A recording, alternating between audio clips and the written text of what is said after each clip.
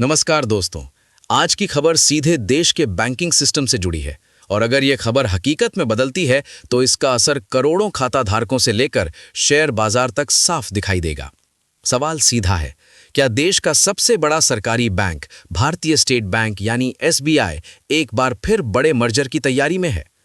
फिलहाल सरकार की तरफ से किसी भी बैंक के मर्जर को लेकर कोई आधिकारिक घोषणा नहीं की गई है, लेकिन अलग-अलग मीडिया रिपोर्ट्स में जिस तरह की चर्चाएं सामने आ रही हैं, उसने बैंकिंग सेक्टर में हलचल तेज कर दी है।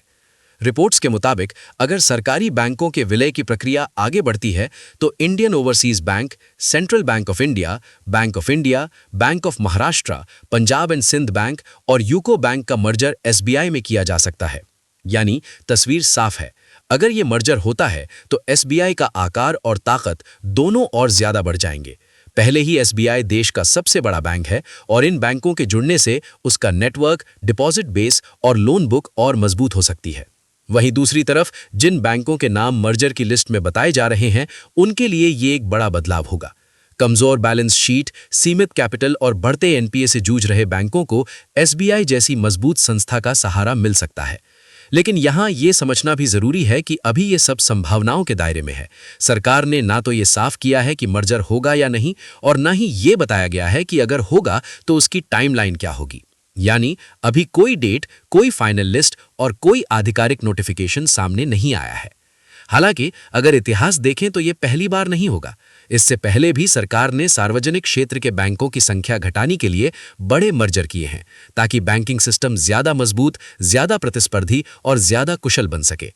ऐसे मर्जर का मकसद आमतौर पर यही होता है, कैपिटल की ताकत बढ़ाना, ऑपरेशनल खर्च घटाना और एनपीए की समस्या को बेहतर तरीके से संभालना। अब सवाल उठता है कि इसका असर खाता धारकों पर क्या होगा।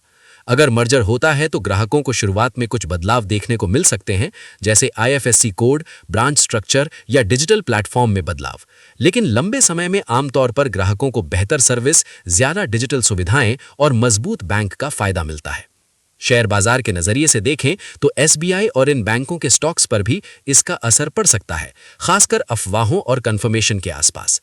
तो फिलहाल तस्वीर यह है कि मर्जर को लेकर चर्चाएं तेज हैं, नाम सामने आ रहे हैं, लेकिन सरकार की तरफ से अभी मुहर लगना बाकी है। जब तक आधिकारिक ऐलान नहीं होता, तब तक इसे संभावना के तौर पर ही देखा जाना चाहिए। आप क्या मानते हैं? क्या इतने सारे बैंकों का एसबीआई में मर्जर बैंकिंग सिस्टम को और मजबूत बनाएगा या फिर इससे चुनौतियां भी बढ़ेंगी? अपनी राय कमेंट में जरूर दीजिए और ऐसी ही बड़ी बैंकिंग, फाइनेंस और इकोनॉमी से जुड़ी खबरों के लिए चैनल को सब्सक्राइब कीजिए, वीडियो को लाइक कीजिए और इसे ज्यादा से ज्यादा शेयर कीजिए। मैं आपसे फिर मिलूंगा एक और बड़ी खबर के साथ।